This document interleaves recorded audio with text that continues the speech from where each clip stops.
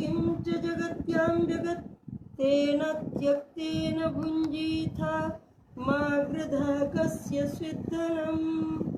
ॐ वेदाहमेतं पुरुषं महान्तम् आदित्यवर्णं तमसः परस्तात् तमेव विदित्वाति मृत्युमेति नान्यः पन्था विद्यते जनाय।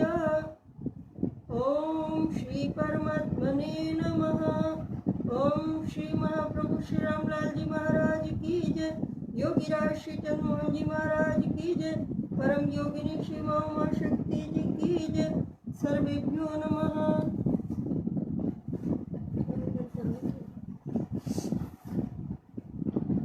महाप्रभु श्री रामलाल जी लीलामृतम, उनके गुणों का बखान इस लीलामृतम के माध्यम से थोड़ा प्रस्तुत करेंगे।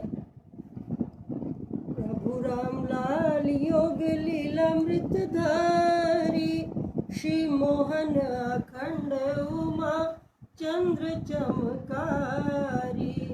प्रभु रामलाल योग लीलामृत धारी, श्री मोहन अखंड उमा चंद्र चमकारी। बोलो सब सदगुरुदेव भगवान की जय। सदगुरु तत्व मोक्ष में जानी, भजत हरि हर ब्रह्म भवान। अखंड मंडलाकार प्रसार, चिन्मय अगम अगोचर न्यारा। प्रभु श्री रामलाल जी का लीलामृतम, योगमयी लीलाएं जिनके पास है ये सभी पारायण करते होंगे। मैं थोड़ा सूक्ष्म भाव बता दूं। सदगुरु तत्व मोक्ष में जानी। सदगुरु तत्व क्या है? गीता के माध्यम से योग दर्शन के अनुसार महाप्रभु श्री रामलाल जी महाराज के तत्वों को योग परक भाषा में थोड़ा सा बता दें, और वैदिक वेद मंत्र भी जिसको प्रमाण कर रहे हैं उस सदगुरु तत्व को, कि वो क्या है सदगुरु तत्व। सपूर्वे शामपि गुरु कालेना नवच्छेदात्, जो काल की हदबंदी से परे है, जिसको काल में नहीं बांधा जा सकता। अकाल पुरुष क्या कहते हैं वाहे गुरु जी वाले? गुरु नानक देव जी ने क्या बनाया? सत श्री अकाल, एक ओंकार। वाहे गुरु जी दा खालसा, वाहे गुरु जी दी फतेह। कि वो एक ओंकार, एक ओम ही है। उसी के अनेक रूप रूपाए, जो हम तुम हैं सब उसी का अंश है। तो सदगुरु तत्व भगवान श्री कृष्ण गीता में भी बता रहे हैं अर्जुन के माध्यम से। हे अर्जुन, बहुनी में व्यतीतानि जन्मानि तव चार्जुना, तान्यहं वेद सर्वाणि न त्वं वेत्थ परन्तप। वो किस लिए कह रहे हैं इस बात को? कि हे अर्जुन, तेरे मेरे बहुत से जन्म हो गए हैं, परंतु उनमें से उन जन्मों को मैं जानता हूँ, तू नहीं जानता। कारण क्योंकि सूक्ष्म तत्वों का तत्व विजयी कहलाते थे। प्रकृति लीन अनादि सिद्ध योगी हुए हैं। जैसे राजा जनक विदेह कहलाए, अग्नि में हाथ जा रहा है, उनको मालूम ही नहीं होता था कि आग में पड़ा है कहाँ है। विदेह माने देह का ज्ञान ही नहीं है उनको, क्योंकि परम सत्ता में लीन है उनकी भक्ति में। इसी प्रकार हमारे स्वामी मुलकराज जी महाराज आर्य समाजी थे। शिव प्रभु जी को जब उन्होंने अमृतसर में देखा कि हिंदोदात तख्ता असा नहीं तक छड़ना, ये जो हिंदू मुस्लिम लड़ाई हो रही थी और विदेशी लोगों की, आज भी यवनों की, इस तरह से युद्ध तो हमेशा ही विभीषिकाएं रही है। क्योंकि जहाँ शक्ति होगी, जहाँ सामर्थ्य होगी, उससे ईर्ष्या द्वेष इस तरह से निकालते हैं लोग। तो मैं हिंदुओं से, चाहे आर्य समाज भी हो चाहे सनातनी, क्योंकि सत्य सनातन वैदिक धर्म एक ही है। सभाएं अलग अलग हैं, समाज अलग अलग है गठित, तो सब एक दूसरे के पूरक बने। मेरी ये निवेदन है, प्रार्थना है। मैं गंगापुर सिटी गई थी, वहाँ धुरंधर विद्वान और महा उनकी वाणी ये सुनकर मुझे अति प्रसन्नता हुई। उन्होंने बोला कि कई लोग संत जिस समय ये लड़ाई हो रही थी हिंदू मुस्लिम की, तो उस समय हिंदुओं ने ये बात कही थी, संतों ने, साधुओं ने, आर्य समाज के लिए भी, कि एक कैंची के दो पार्ट हैं, आर्य समाज और सनातन। गलतियां सभी से होती हैं क्योंकि सतरजतमयी सृष्टि है ये, सब में कुछ ना कुछ दोष रहा, एक ईश्वर ही निर्दोषी है।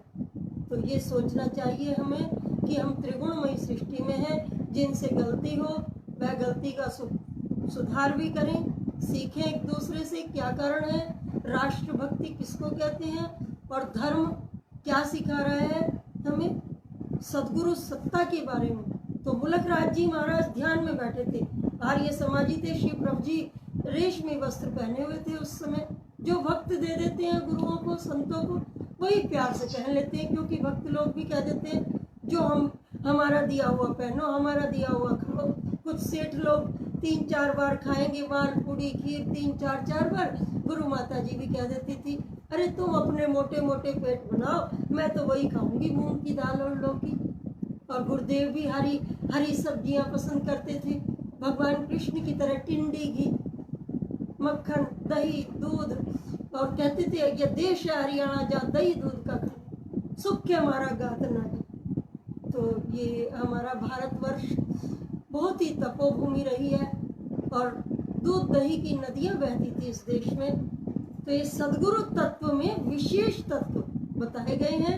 मुलक राज जी महाराज ऐसे बोले तो शिव प्रभु जी ने बेटा बेटा ऐसे नहीं बोलते, बेटा बेटा बड़े प्यार से, क्योंकि सदगुरु सत्ता समुद्र है।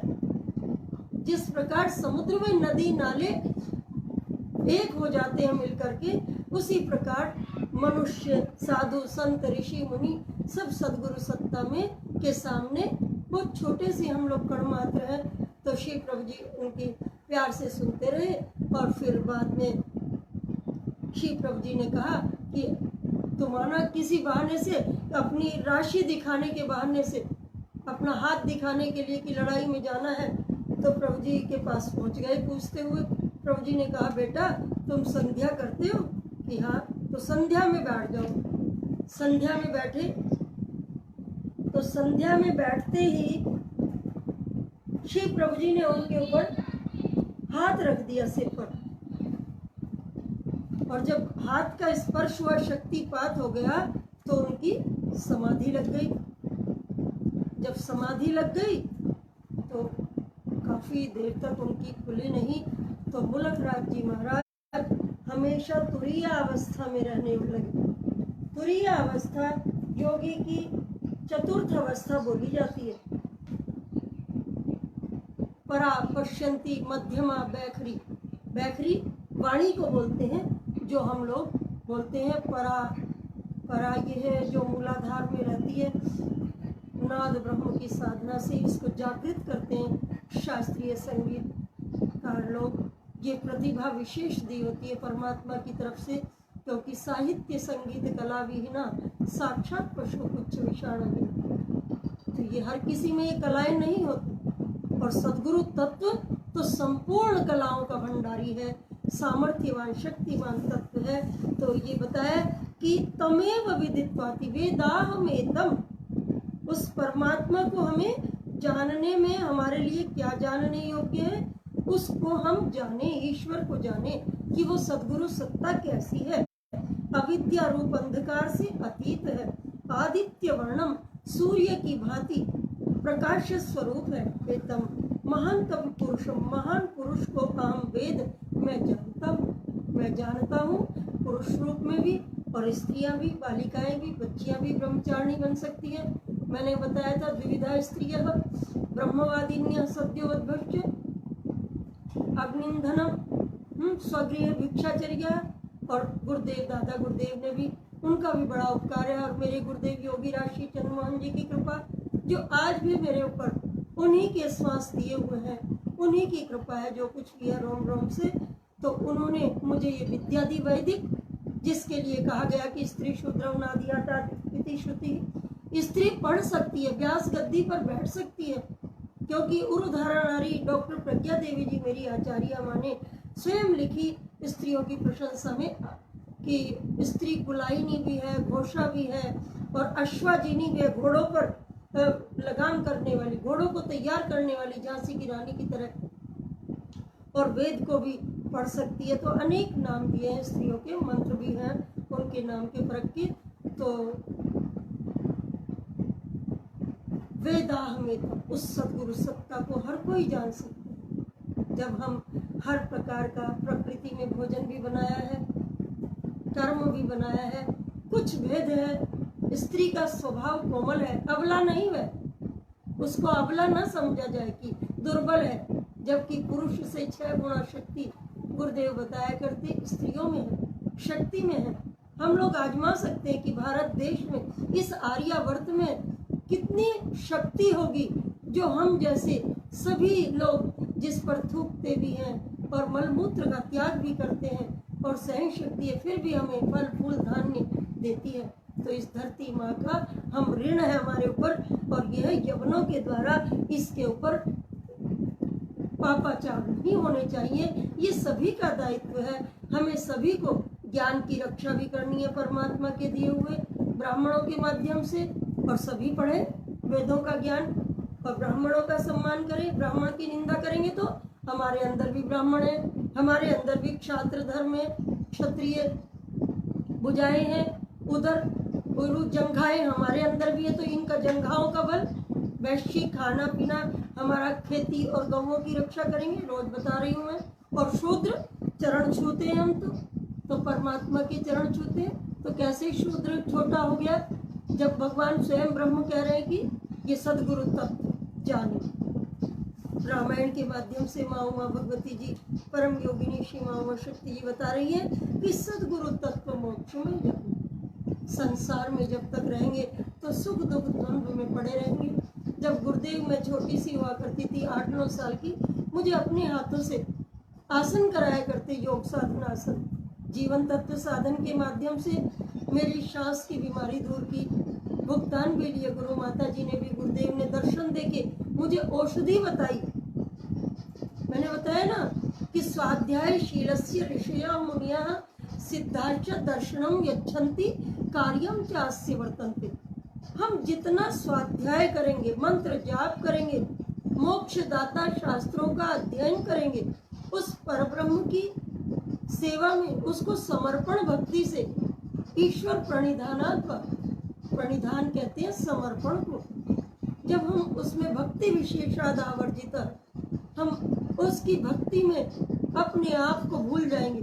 और जब तक नहीं भूलेंगे तो वो भगवान भी बहुत होशियार है, वो भी देखता रहता है, क्योंकि हर बड़ा ये चाहता है कि छोटा उसका सम्मान करे। तो ईश्वर कैसे नहीं चाहेगा कि जब तक मुझे नहीं मानेगा तो वो कैसे ईश्वर अपनी शक्ति को, सत्ता को बताएगा। तो बताया तमेव विदित्वाति, उस ब्रह्म को जानकर ही मृत्यु में थी, मृत्यु का उल्लंघन करता है। एति माने उल्लंघन करना, अति एति उल्लंघन करना माने मृत्यु से भी बचाते हैं, अजर अमर होना चाहते हैं। ऋषि मुनि लोग भी स्त्यान बताया, अकर्मण्यता और जन्म मरण का भय बना रहता है। व्याधि स्त्यान संशय प्रमाद आलस्य विरति भ्रांति दर्शन, ये जो अंतराय बताए हैं, इस स्त्यान बताया कि जन्म मरण का भय ऋषि मुनियों को भी होता है। इसलिए राक्षस लोग, देखा होगा आप लोगों ने, असुरों को भी हे ब्रह्मदेव प्रकट हो, हे शिव जी, हे नारायण जी, मुझे अजर अमर कर दो, मुझे कोई ना मारे। हर कोई ये चाहता है कि मैं ना मरूं, लेकिन अमरता को प्राप्त करने के लिए, अमरत्व को पाने के लिए उस अमर तत्व की उपासना भी करनी पड़ेगी, और सदगुरु सत्ता की आज्ञा भी माननी पड़ेगी, और मृत्यु दूर हो जाती है उसका उल्लंघन।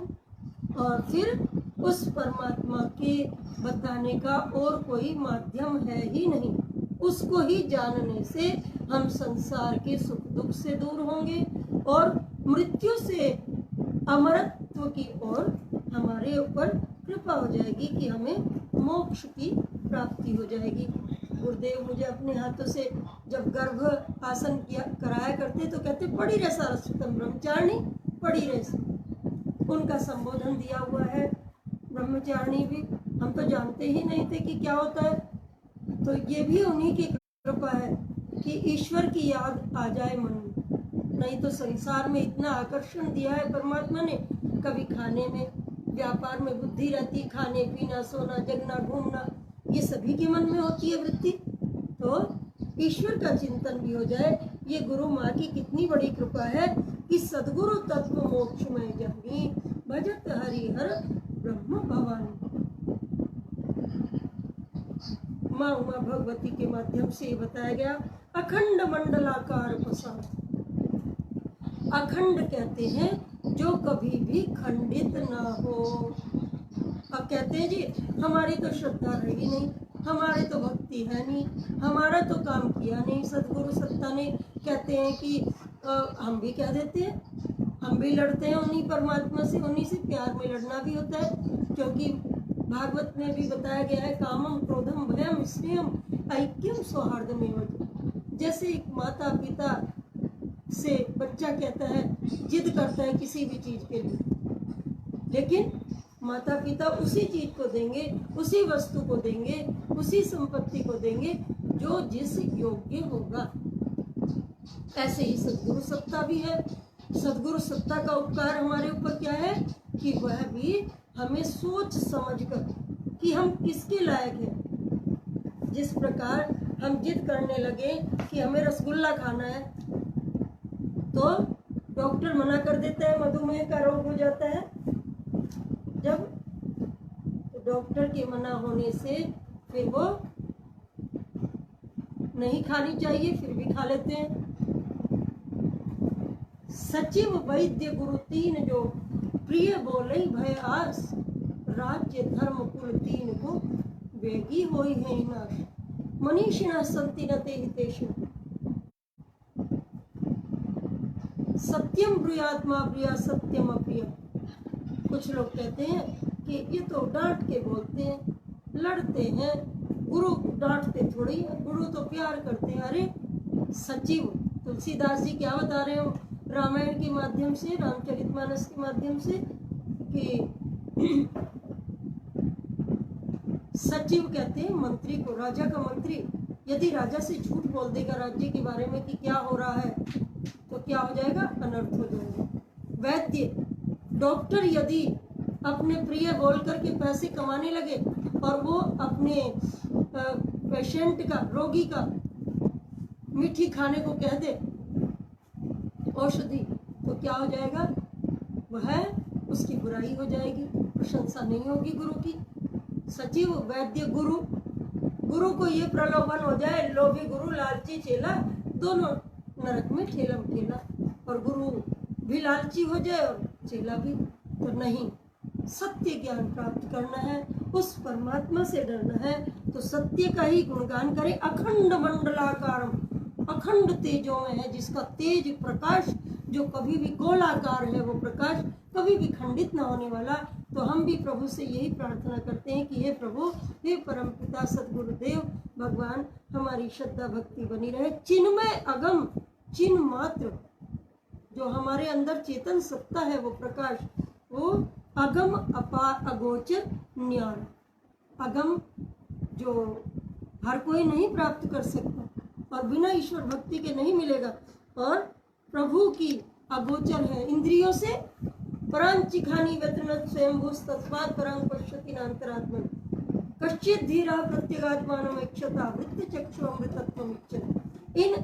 ये इंद्रियां हमारा बाहर का देखना, सुनना, सूंघना, खाना पीना करती है, लेकिन परांग पश्यन का कार्य करती है, तो बाहर का ही देखेंगी सुनेंगी।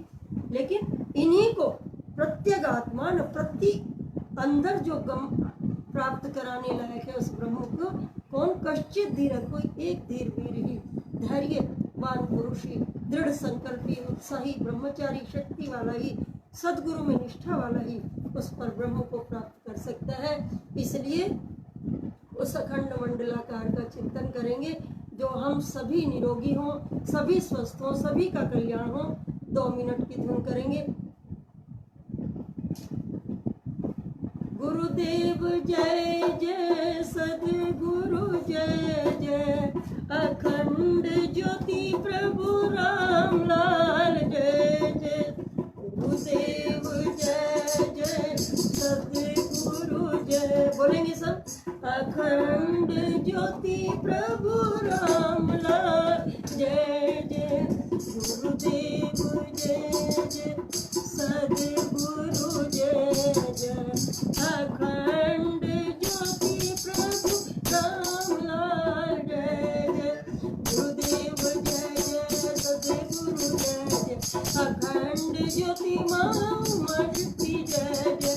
गुरुदेव जय जय, सदगुरु जय जय, अखंड ज्योति प्रभु राम लाल जय जय। गुरुदेव जय जय, सदगुरु जय जय, अखंड ज्योति प्रभु राम लाल जय जय। बोलिए सतगुरुदेव भगवान की जय, महाप्रभु श्री रामलाल जी महाराज की जय, योगी राज श्री चंद्रमोहन जी महाराज की जय, परम योगिनी श्री मां शक्ति की जय।